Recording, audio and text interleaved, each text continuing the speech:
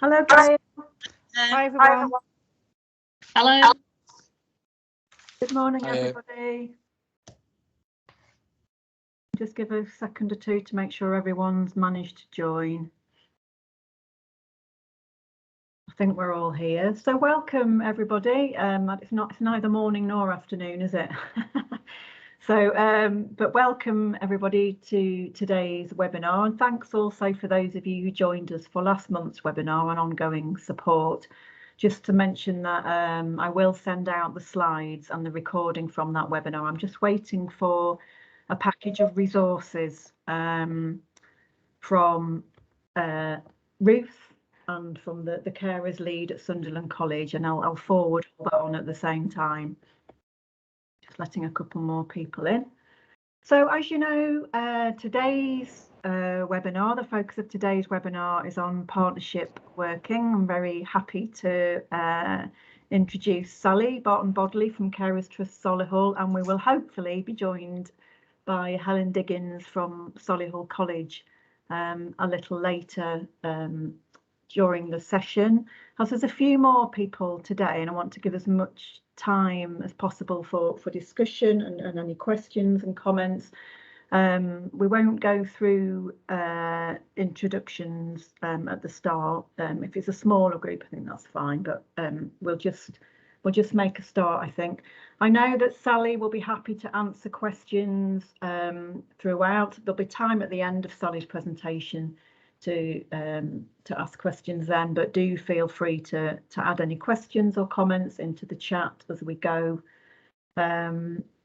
Otherwise, I think at this point I'm going to hand over to Sally to make a start. We have two presentations today from Sally and from Helen, so we'll make a start. Sally, over to you. You're on mute. I'm mute. Oh God. Here we go with the Teams meetings. Yeah, sorry, good morning or good afternoon. It's great to see so many people have joined the session. My name's Sally Barton-Bodley. I am an outreach worker and a young adult carers support worker at Carers Trust Solihull. I've worked at the trust for 8 years, been 9 sort of early next year, and throughout that whole time I have worked with young adult carers. They are particularly hard to reach, so for me the work that I've done over the years with Solihull College has been vital in us expanding sort of our support to young adults across the borough. And also we have Solihull Sixth Form College as well, and we work really closely with them. So if I can master this technology, the first thing I'll do is I'm going to show a short film that we made this time last year, and we actually released it to coincide with Young Carers Action Day in March. It features 4 of our young adult carers, 2 of whom were students at Solihull College, 1 at Solihull Sixth Form, and 1 is a former student. So if you just pay really close attention to what they're saying, they can convey so much more in 3.5 minutes than myself and Helen will, but you'll kind of really get a feel for who they are and what they do and how caring kind of impacts on their lives. So this is the testing bit. See if I can share my film. There we go.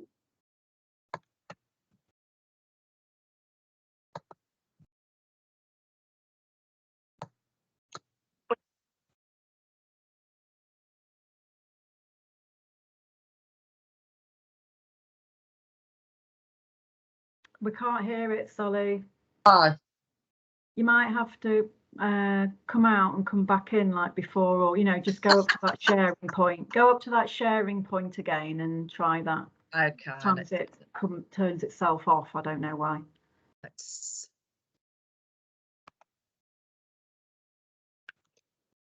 Sorry about this, everybody.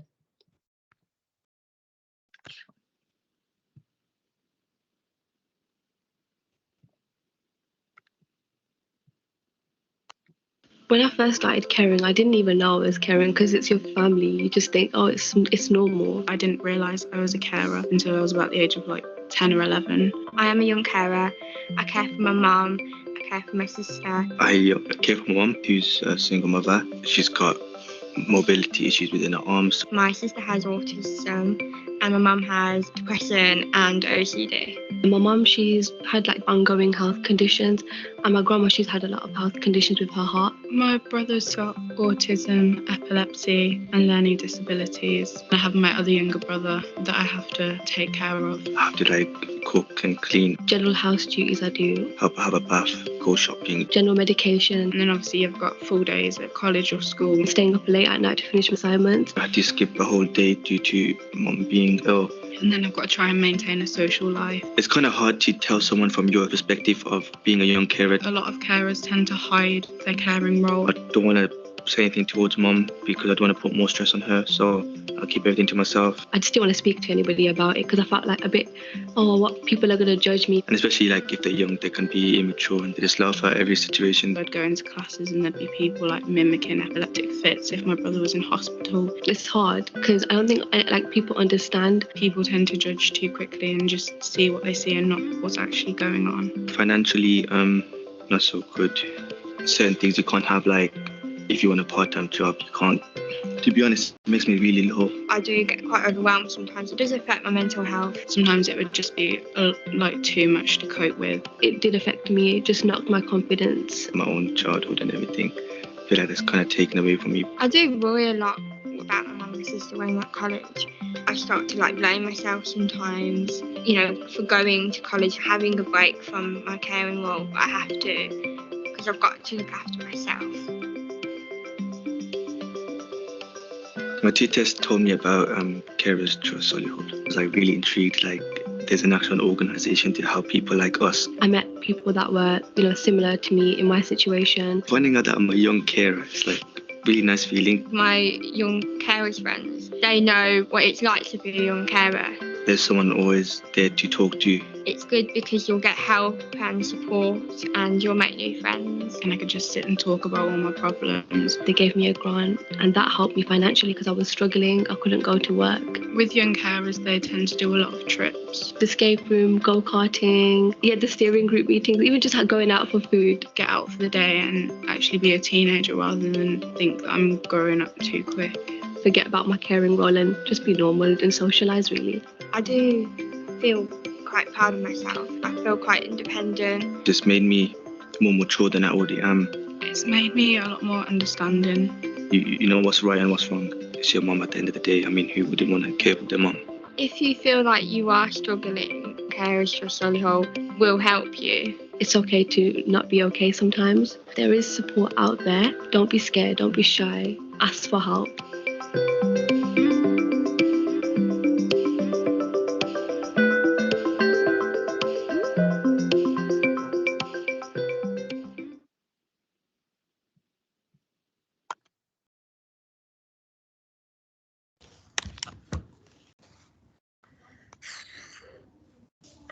Okay.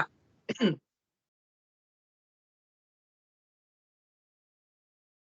we go. It's me and the technology against it.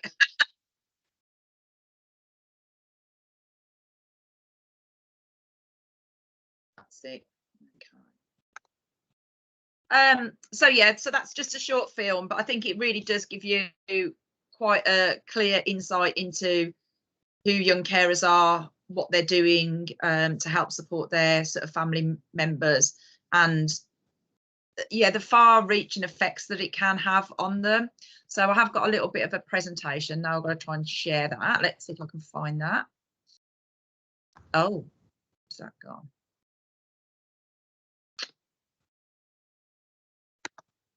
Okay, I've managed to close that down. Let's just see if I can get hold of it.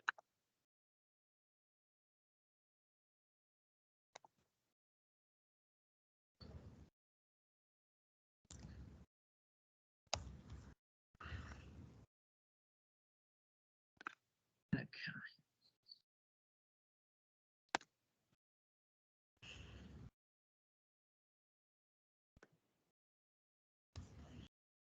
Sorry about this, folks. I'm very passionate about caring for young adult carers, but I'm not very good with technology. So we've had the introduction. You know who I am.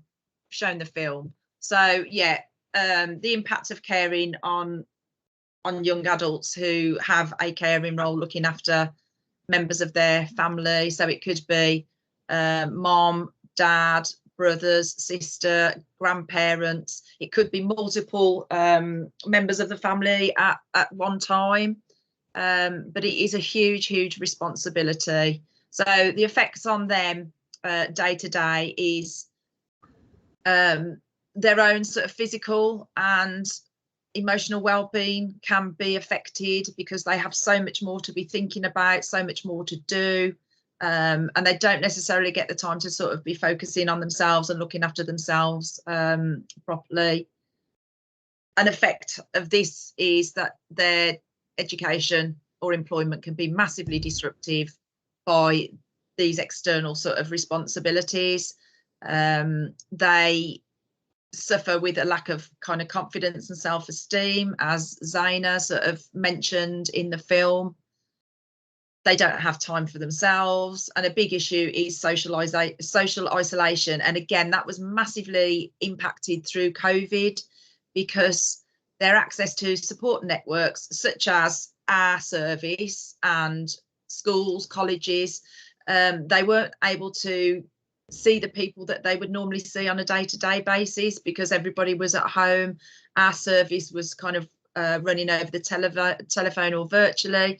So again, having those opportunities to get out into school, into college, to get a break from whatever was going on at home wasn't possible during COVID. And because they were at home a lot more, they were having to care a lot more. One thing that we sort of see, and Mohammed mentioned, is they can't do the same sorts of things as their peers are doing. So they may well have to sort of, you know, get into college later, or they've got to leave earlier because they've got to go home and do things, and it prevents those sort of social opportunities, sort of maybe going out into town after college, doing stuff with their friends. So that isolation. I've got the room booked till 12:10. Helen, can you mute? Oh, sorry.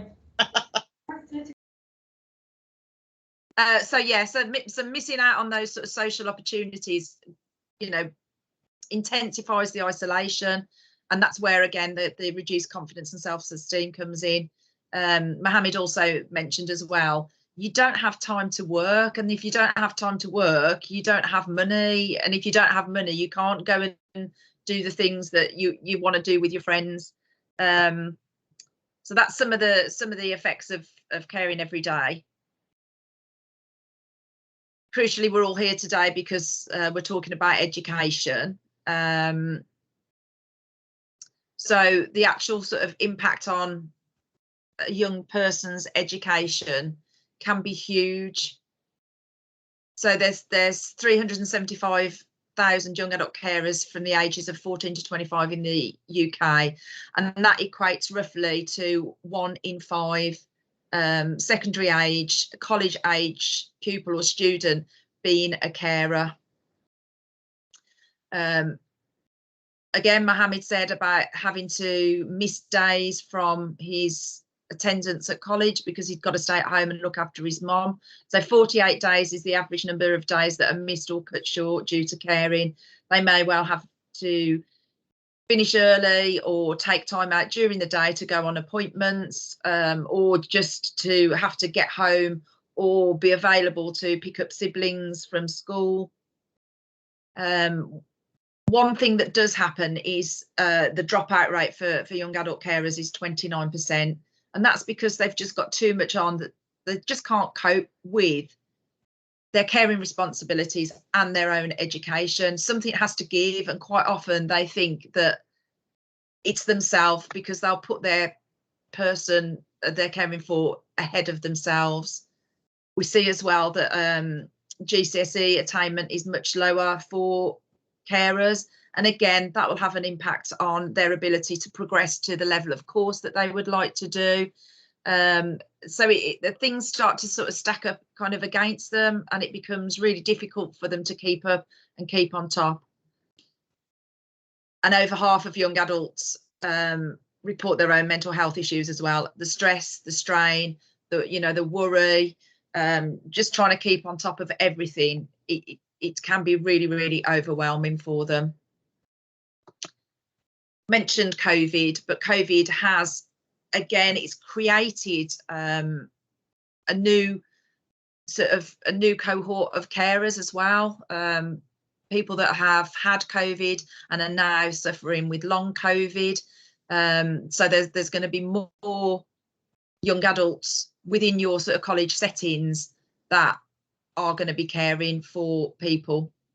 So what they're sort of telling us through the pandemic is that their education is suffering even more than it was sort of previously. As I've sort of just discussed as well, 2 in 3 are feeling less connected to others because those social networks, those sort of support networks have been sort of cut short because of the time that they're sort of spending at home. And again, they've said that their mental health has got worse through COVID. Like I mentioned, they're at home more, therefore they're caring more. So they've been reporting that their caring roles have gone up over 30 hours a week because of the amount of time that they've spent at home. And it's really difficult then to sort of bring themselves back out of that, because the person that they're caring for has become even more reliant on that young person to be performing care. 3/4 of young adult carers are saying they're feeling more stressed because of COVID. And for young adult carers anyway, worries about their future, are quite prevalent in their lives. But again, coronavirus has meant that they've had more time to sort of think, what's going to happen to me in future? I haven't been able to kind of keep up with college because I've been at home. So yeah, there's a lot of issues that they're sort of facing and having to sort of worry about. And if they've got no kind of help and support with that, it just becomes even worse for them. So yeah, young adult carers in further education. So Helen and I have been working together for 6 years now. She is a welfare officer and the operational lead at Solihull College. But we've found over the years our partnership working has it's made such a massive difference. We've been able to recognise, identify and support more young adult carers within the college system. So what do they actually need from a college? Again, it's about having that sort of confidence that if they open up and they share with somebody, that they're going to get the help and support that they need. They need to know that there's no stigma actually attached to being a young adult carer. It's actually something that they should be really quite proud of and want to be able to share with other people. But because of this stigma, they don't tend to. Like I say, Helen and I have worked really hard, and we have over those 6 years managed to increase our identification and reach more hidden young carers within Solihull College.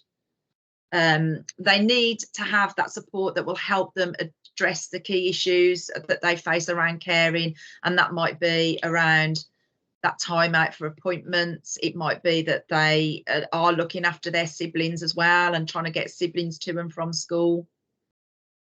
Being identified in an education setting also gives that young person an opportunity to be referred to a specialist service such as Carers Trust Solihull, or whatever your local caring service is in your area, because we're geared up to provide that sort of extra support that does focus particularly around caring, and how we can sort of work with them to give them what they need to cope and manage.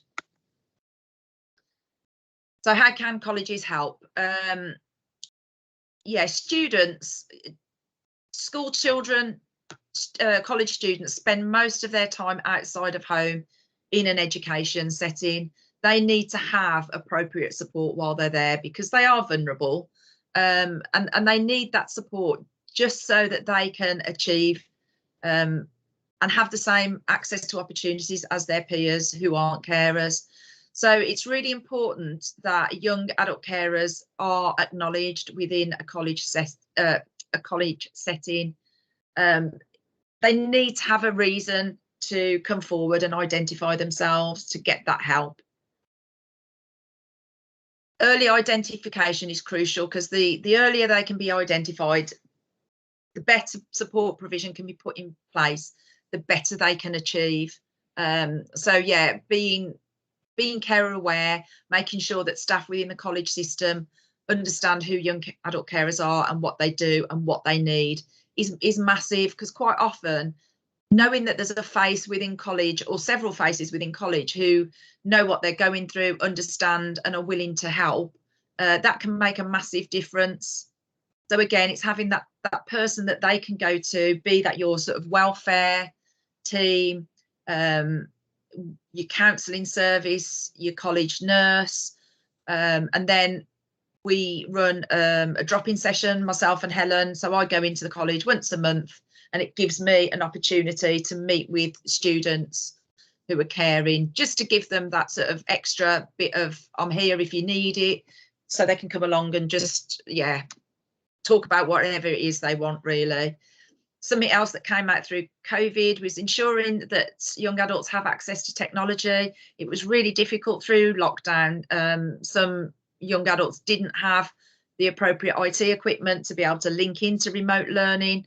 But also, kind of conversely, now that we're back in a situation where students are going into college face to face, sometimes they might need to be able to work remotely in order to sort of look after whatever's going on at home and study at the same time. So that's sort of recognising that there need to be some flexibility around studying and caring. Again, having that person that they can talk to about coursework deadlines, having time out to deal with phone calls, having that phone with them in lesson and being able to, you know, access a call if it comes in, or to take time out to make a call. And again, it was shown sort of through COVID, the lockdowns, that actually self-study is really quite important and can take a lot of pressure and stress out of a young adult carer's life. Something Helen managed to get introduced was getting a tick box on the admissions form, and she has worked really hard when new students are coming in September to follow up on those students that are identifying themselves through the admissions form. And that then gives them an opportunity to talk with Helen, for them to find out a little bit more about, you know, what's available at college, and to discuss having a referral to sort of Carers Trust Solihull made, so that they can get all the help that they need. We use sort of text and email services between both Helen and myself, so those young people are aware of when the drop-in sessions are. And Helen did a fantastic job through the lockdowns, keeping on in touch with all the young carers that were within Solihull College, so that they knew if they needed help and support, they knew where they could come and get it during the lockdown time. And again, like I've just mentioned, having opportunity to refer for specialist support is really vital. Not only do we sort of, you know, focus on the caring side of things, but there are respite opportunities through our activities, our group sessions. We do have the possibility to make grants as well, where young adults are maybe struggling for things that they need for college, and just general things in their lives. So yeah, our partnership working, like I say, has been going on for 6 years, and yeah, we've had some absolutely fantastic outcomes during that time with some of the students. So yeah, the benefits of having a strong partnership between your college and a carer service means that you've got a referral pathway, so you can refer carers to a specialist service, and as a college you have also got somewhere where you can go to get advice and guidance that you might want to share with individual students. I've mentioned the monthly drop-in sessions, so yeah, we've been running that for a number of years now, and it's just that extra opportunity. If they just want to come and see a friendly face, they know that I'm going to be there, and they'll pop along and say hello and chat about things if they need to. I also use the drop-in sessions as an opportunity to complete assessments with the young adults. So I will do their carers assessments and their support plans. I'll do reviews, I'll do transition assessments. So there's a lot of opportunity that a drop-in session can offer. Myself and Helen are completely aware of who all our registered carers are, so we know exactly who we've got between us, and because we're sort of the direct link between both the organisations, that helps us to have a closer relationship with the young adults. We know what's going on for them. They're quite happy, they're quite confident to know that we can, you know, we're sharing information between ourselves, obviously under GDPR, but it just makes it so much easier having a single point of contact to manage the whole sort of referral and ongoing support. We did a really good training session in the summer with the student support officers at Solihull College. So that was Helen and myself and one of our young adult carers that featured in the film. We did a training session, again, just to raise that awareness of who young adult carers are and what help and support they need. For many years, we've run an induction workshop, which we do in August. So we invite new students who I've identified through my outreach work. We invite the new students that are going to come in September to come along, meet Helen, meet myself, meet other students that are going to be at college, just so that they feel comfortable in knowing what support's available to them as carers. We mark all the National Carers Days, so you've got Carers Rights Day, which was a couple of weeks ago. You have Young Carers Action Day, which is in March, and Carers Week in June. So we make sure that these national days are kind of highlighted across the college, again, just to help raise awareness. We've done social activities where Helen and myself have taken groups into Birmingham and done escape rooms. We've got one planned for February. And again, that's just helps with the sort of peer support for those young people to know that they're not on their own, that there are other young adult carers within college going through similar situations. So we like to make them feel as connected as possible. And again, like we're here today, we're a bit of a double act doing this partnership work in presentations. So yeah, the key messages that I'd like to sort of convey for you to take with you today, that young adult carers are a vulnerable group. They do need help and support. It might not be significant support, it might just be that friendly face, just knowing somebody they can come and talk to. You know, you can't solve their problems, but if you can listen, then that can be massive, and it could be everything that a young adult carer needs. Obviously, there is a duty of care while young adults come into college, have these caring roles, then there is a duty of care to identify and support them. Like I said earlier, 1 in 5 students have the potential to be a young adult. So if you kind of think about your college population, Solihull College is around, I think 5,000 students. Helen might sort of clarify that. But on that basis, then within the student population at Solihull College, there's likely to be 1,000 young adult carers. Empathy and understanding, just having that awareness that's switched on all the time, recognising that a student maybe that comes in late regularly or misses a lesson on a regular basis or is taking a lot of time out, it's going beyond the sort of maybe the whatever the disciplinary process is. It's asking the right questions of those young people to see what might be going on at home for them, because it might be that regular lateness is taking siblings to school. It might be that they're having to go out and, you know, attend these appointments. But if they don't feel confident to share that information, then it's just going to look like they're an absent pupil, or they're, you know, constantly late. once you have identified a young adult, always ask them, what can we do to help you? Because that gives them some peace of mind that somebody might be there that might be able to help and support. And we do find that our young adults that we work with across the Carers Centre and Solihull College, they really do appreciate and they really do benefit from the support. So that's sort of my aspect as a Carers Centre working with a college.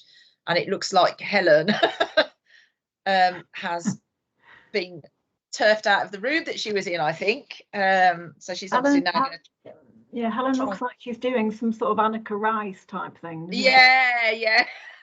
So, for those of you that are old enough to know what that means.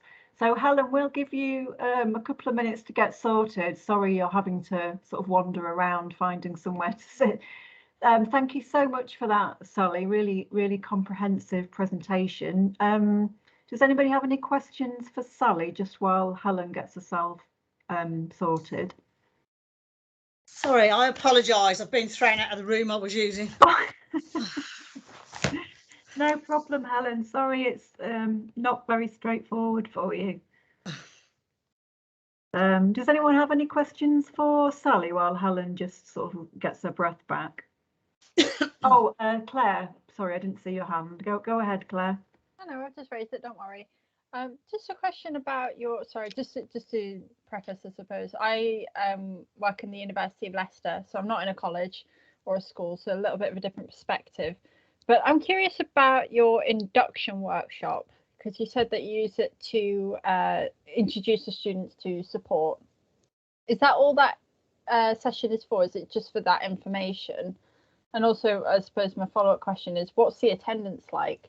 So it might be a bit different than the university, but it's hard to, you can put all the support, you can put the best session on in the entire world. Getting students to turn up is the biggest challenge. So I'm just wondering what your experience is like with that. Yeah, I mean, we've been doing it, I'd say we've probably been doing that for about 5 years, I think. Yeah, so what I do, because I'm the outreach worker, so I work with the schools as well. So at the end of the sort of academic year, I'll always approach the schools to find out where the year 11s are going. And I'll text out to the families as well. So as many responses as we get back, I will then invite those students to come along. So yeah, it's not like massively attended, but I mean, if we get 10, we're doing really well. But that's 10 young adults that are going to be in a better position when they start in September than if they didn't come at all. And yes, we use it as an opportunity to lay out what support the college specifically provide, which Helen will talk about in a moment, and obviously how we kind of link together and how that sort of support sort of runs across Carers Trust Solihull and then into college. But it is also that sort of social sort of side of things. We don't just focus it purely on the session itself. We'll always try and go out and do something afterwards, which obviously we weren't able to do this year. We did it face to face this year, but in previous years, like we walk into Solihull, don't we, Helen? And we might go to Five Guys, because it just gives them that opportunity to meet other young adults and just feel a little bit more confident and comfortable about starting college in September. And it gives us the opportunity to have quite an informal, rather than, the workshops are never that formal, but even more informal chat and, relaxed sort of atmosphere with them, really. Okay, great. Thank you so much. Sorry, Claire. Great. Are you ready then, Helen? I'm sure there'll be more questions, and as long as I can work out how to share my screen. Can you tell me what I do? Oh yes, you need the up arrow at the start, at the top, the arrow facing up at the top of your screen. If you click on that, and then you should be able to see anything you've got open. If you click on can you see it? I've got it open. Yeah, it's coming up, I think, Helen. Has Yeah, that come up? yeah. Oh, okay. So can everybody see that? Because I can't see or hear anybody now. No, that's the drawback, but Oh, I yes, can. we Right, can. okay. We Are you can. happy for me to start? Yes, go ahead. You go ahead. Do drop any comments again in the chat box while Helen's talking, but I'm sure we can come back to any questions at the end if not. Okay. Well, hello. Sorry I was late.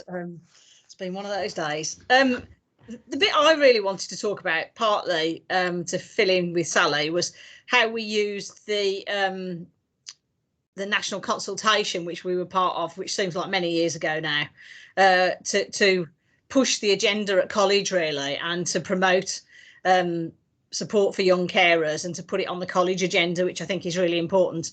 And this first slide just really identifies the main areas that we looked at. So, and I'll go into them in a bit more detail in a minute. So we did policy and strategy developments, the importance of raising awareness, direct support to students, the partnership working that Sally's talked about, and identification of students who are young carers.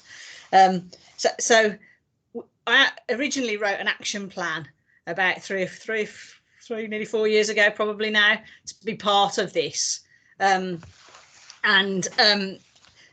are the sorts of things that we did. So the action plan was really important because it gave me a focus in order to have a structure in order to push college forward in getting involved in and putting it on their agenda, really. So I developed an action plan with various timescales attached to it, some of which we met, some of which we didn't. In terms of policy and change and strategic movements, if you like, developments, we have actually now got a college carers policy. From that, we didn't reinvent the wheel, and I suggest nobody else does either, because there are carer policies out there. I'm more than happy to share ours. So we tweaked what we found one and we tweaked it to suit the college needs. We've amended our attendance policy to reflect the fact that young adult carers often have to have time off, and that links to our student finance as well.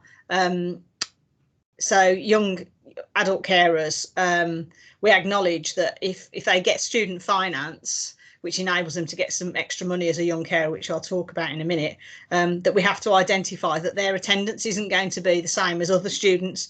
So our attendance level for young carers is something like, I think it's 75%, as where it's nearly 86, 90 for a regular student, if you like. So, but it's giving that recognition and support to young carers to attend college, but to take into account the fact that there are times when they just can't come.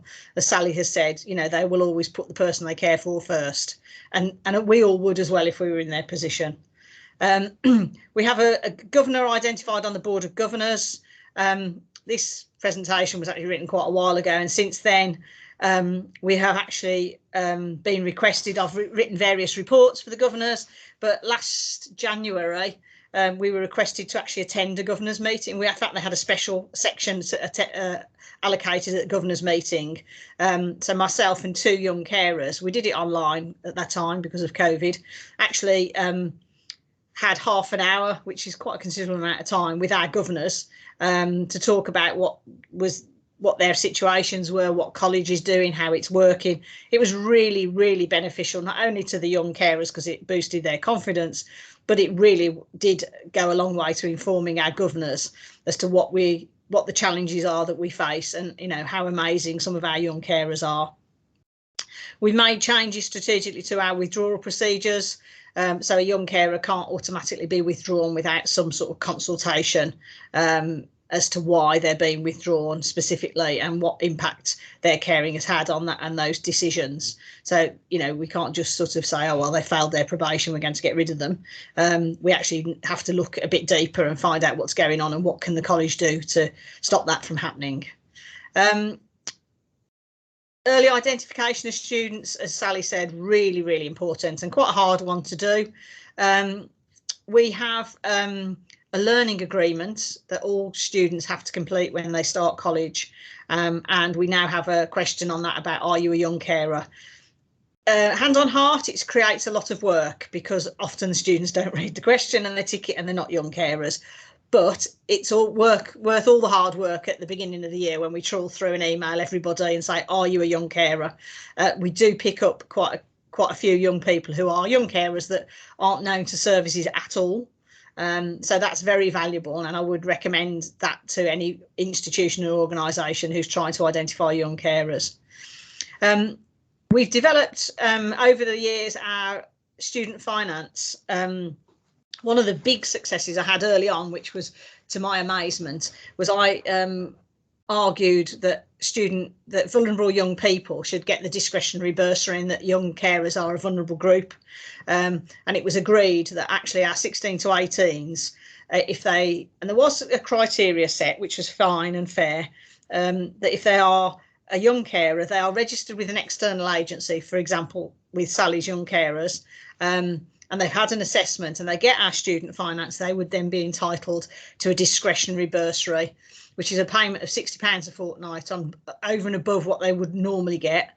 It is based on attendance, but then it goes back to my strategy bit about the attendance, that their attendance isn't as high, so therefore if they have time off, it doesn't impact their finance as quickly as it would for a regular student. So a lot of our young carers, if they're a registered young carer, and we can help with the registrations. If a young person comes to us and we understand they're a young carer, we can link them into whichever organisation is necessary for them to have a young carers assessment. Once we have confirmation of that and they've applied for their student finance, we let finance know that they're a registered young carer, and that it automatically kicks in with the payment. And actually it's a payment of £1,200 over the academic year, and they would get that money backdated. So it's a significant amount of money, which helps that young person be that little bit more independent, coming to college, buying their lunches, books, whatever they need to do with that money. It's there for them. A development on from that, from when I wrote this, is that this year I have now managed to argue that actually, because when they get to 18, that stopped. So when they came back at 19, our young carers weren't getting that money. And this year we've managed to rectify that. So our young carers who are 19 plus, if they apply and are registered, they apply for our student finance and fit the criteria for that, and they're a registered young carer, they can still get the £60 discretionary bursary. And that's new this year, which is a movement forward and improvement, I'm pleased to say. And it seems to be working quite well at the moment, our student finance system, once we've identified the young people and we can get them registered. Partnership working with Sally has helped us identify young people, because Sally knows people coming up from year 11s. We also work with the YMCA in Sutton Coldfield, who do a similar thing, and that feeds into me knowing, or us knowing, who are our young carers moving forward, or who are coming either. So who are the new ones coming in September, and also who are those that are continuing to stay or moving on. So that's really good. And as Sally has said, we run a workshop in August, light-hearted and fun but informative for any of those young carers or returning young carers who want to attend, in order to find out what college support offers for them. And what do we offer them? Direct support to students is, we do have a college carers card, so it enables once they're registered and are a young carer that we know have been assessed, they can have a young carers card, and it hopefully most staff should actually recognise them these days. And it's the sort of thing like whereby, if they're a few minutes late to the lesson, they could show their carers card and say that I've had a caring issue this morning. They don't have to go into reasons why mum couldn't get out of bed or what the difficulty was. They don't have to explain that, or if they have to leave early. Also things like leaving their phones on and taking a call. One of the biggest things that young carers say to us is keeping in contact with the person they care for is the most important thing. So with the carers cards, we would say, show it to your teacher and say, look, I need to leave my phone on. It might be on silent, but if a call comes, I have to take it. And hopefully staff will understand that, which is really important. Obviously, we've got the discretionary bursary, 16 to 18. It is now 16 to 25 for our young carers, not 18 any longer. We've now managed to convince the college to give it to the older students. We run a specialist monthly drop-in service with Sally and with the YMCA, who also cover our area. We do a little bit of where we used to do quite a lot of one-to-one welfare support until this September, I actually was the welfare officer. Unfortunately, they've had a reorganisation and I've become a student support officer as part of a wider team of student support officers who predominantly monitor attendance and disciplinaries. And the aim there is that we all take part and do student welfare and young carers. I still have a lead for it, but unfortunately I don't have the amount of time that I had previously. And I think we need to look back at that and see how well it's working really, or not, as the case may be. Partnership development, joint working is essential with whoever your local carers organisation with. That's really, really important. And to get people on board in college, so things like the governors, the directors, the principal, is really, really important if you can get access to them. One of the things we did a few years ago was we did a senior management team meeting where I took 2 young carers along who actually talked. I briefly did an introduction and they talked extensively about their caring role and what it was they had to do, and that had a massive impact on the senior management team. These young people really were honest. I'm sorry about the phone. About what it was that they were having to do during college and what their caring responsibilities were. Raising awareness, we've done a whole range of things over the years, posters, media campaigns. We use all our social media. We put everything out across social media. We run, when we've been able to, we've run workshops in our sort of communal areas in college. We run the summer workshop. We've done staff training, specifically for support staff in the student services team. We did, as Sally said, we did a significant piece of training in the summer with the student support officers, so they are more aware of what their role consists of now and how they can help young people. So we'll look at anything and everything really. We've been involved with Sally and that video. We've done a whole range of things, and I think that's really important to get a broad spectrum of awareness. And one of the things we do is often send out an all staff email about what is happening with young carers and what support, to remind staff that there is things going on in college that they can refer young people to. As I said, raising awareness, senior management presentations, young carers days. We've had, Sally and I and young carers have attended national conferences. We've had local press coverage. So we've had a whole range of things, and I can't stress enough, the partnership working has been fabulous, and that's the thing that's really spurred us on really. It's been really, really good.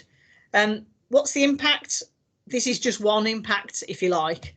Here you can see we started in 2015 with 5 known young carers, and as you can see over the years it has grown massively to last year, 2021, considering we were in lockdown for a lot of that.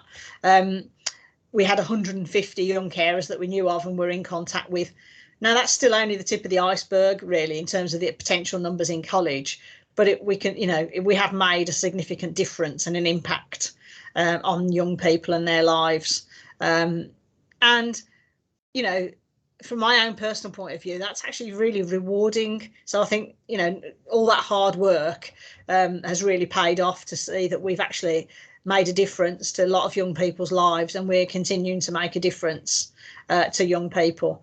But it is really important to have somebody who has an overview and perhaps some dedicated time to this role, because it takes time and effort. They are a vulnerable group of young people and they're often forgotten. I think, you know, a lot of work goes into looked after young people and things like that. But I think young carers drop off the radar.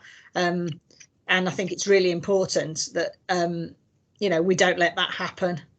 So really, just to sum up, that's where we're at with things in college. It has changed. I no longer am the welfare officer with a dedicated part of my role for young carers. I'm a student support officer with an overview for young carers. It's been a difficult year, and I'm not sure we've identified as many young carers this year so far. Maybe that will change, because I think the role has been split, and it just makes it a little bit more complicated. And I think in reality, students need things that are really straightforward and easy and simple to access, and they know who they're going to and who they're going to see. But we've got to work on that with the changes we've been given. Okay, that's me finished. I'm happy to answer any questions.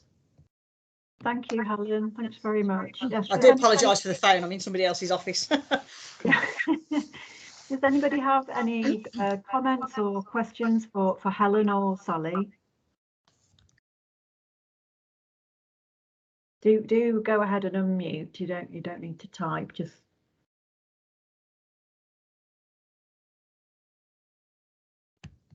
I was just going to say I'm Melissa Page from De Montfort University. Hi, Melissa.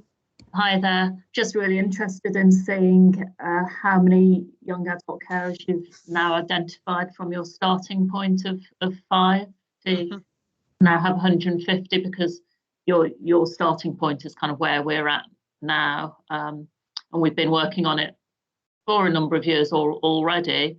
I think when we first started it was kind of 0, and now we're around probably 6 actually, and a small handful of other student carers who wouldn't come into the young adult carer bracket, but the identification is really difficult. But just think, yeah, it's really good to see that how many you've identified now. And I was wondering, do you know what the outcomes are for the young adult carers? You know, do they go into work or onto university? You know, what are their outcomes after leaving college? You know, are they even getting through to us? Yeah, I haven't got that data to hand. Some of them, yes, we have had some real successes with some going on to university and things, and continuing in education and employment. It's not always easy to find out where they've gone after they leave college. But for us, I suppose it's keeping them on the courses is the important bit. You know, keeping them here, and we have had some success with retention of young carers. So, you know, that may well have left if they hadn't been given the support they've had. So, yeah, it is a bit harder, but we do have success stories of a few going off to university and things. And it's also that difficult balance between wanting to be a young person and going off to uni and developing and still having their caring responsibilities, and some of them leaving home. And do you know what I mean? So I think it is really quite difficult. I mean, I know young carers who would love to go away to university, but sometimes say, oh, I'm not sure I can leave my mum because I'm the only person she's got. Do you know what I mean? So they're under a huge amount of pressure and strain. So if they get to university, that's fantastic. And if you can support them, all the better, really. It's just it would be nice. It'd be good if there's a transition process, I suppose. You know, more than happens at the moment between colleges and universities. I suppose. I think one of the issues for us in Solihull is that we don't have any universities actually in Solihull, other obviously than Solihull College, because you are a university centre, but we don't have any universities that actually are based in Solihull. So for our young adults, you know, in the last few years, again, it's taken a lot of hard work, hasn't it, Helen, to get to that sort of improvement in identification and making that list bigger. But we do know, or I can see from the young adults that we have been working with over that time, that actually their life chances have been better. I think back to when I started at the Carers Centre like 8 years ago, and we'd only got, even on our books at the Carers Centre, we'd got so few. I think we've got 40 young adults, and of those 40, the ones that used to engage regularly, I would say their stage in life, quite a few of them were neat.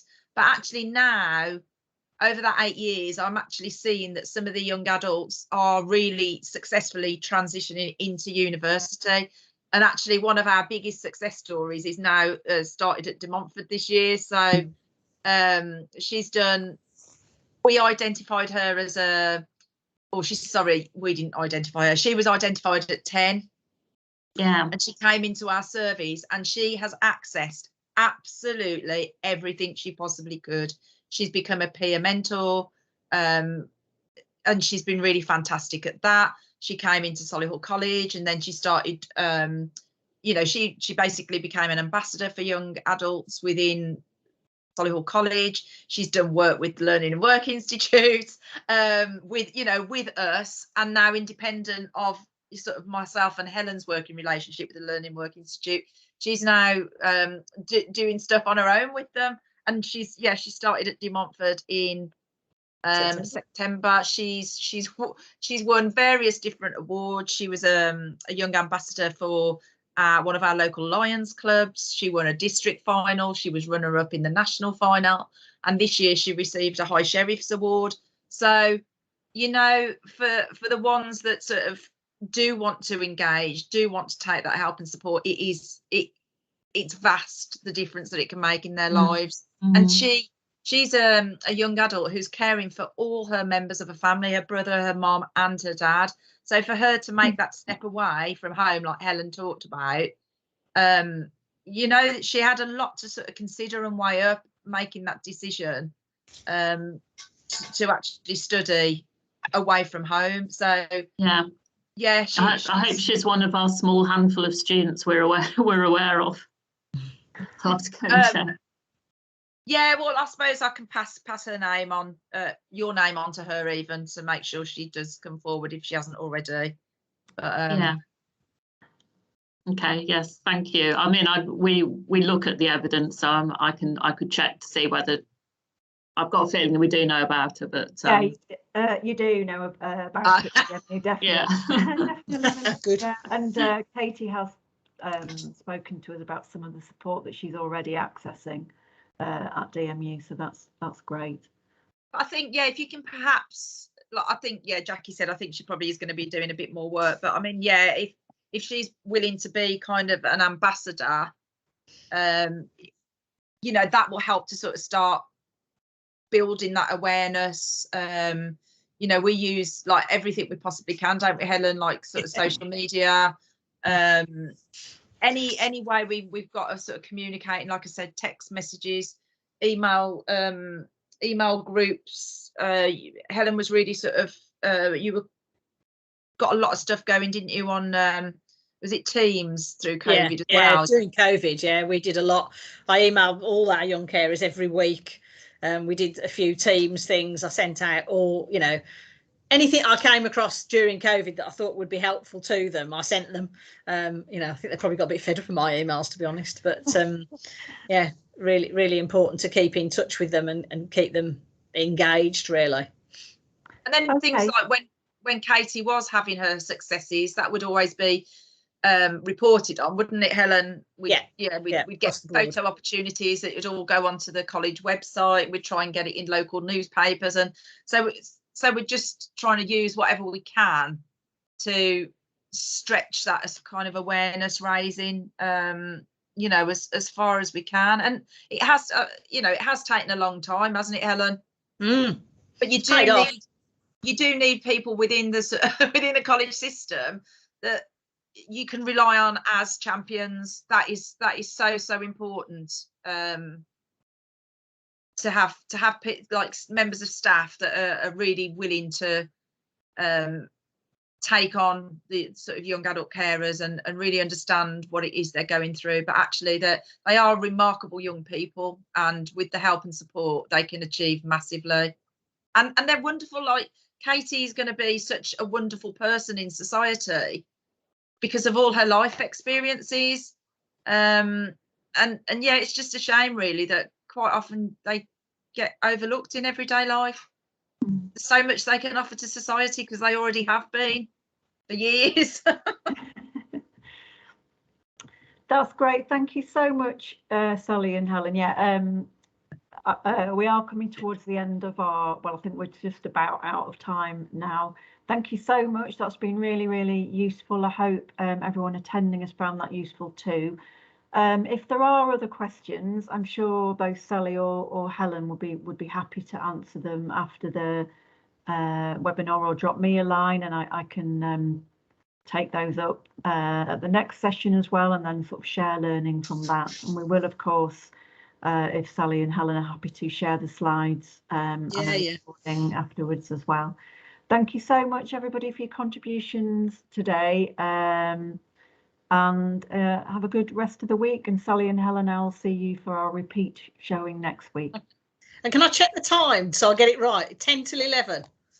I think so. I'll check and confirm with you, Helen. Yeah, it should be in your calendar.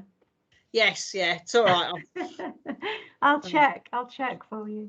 No, that's it. I'm pretty sure I've got it right this time. Okay. All right. Thank you, Jackie. Thank you, everybody. I'll see you tomorrow, Sally. Bye. Yeah. Bye. Yeah. Bye-bye. Okay, bye.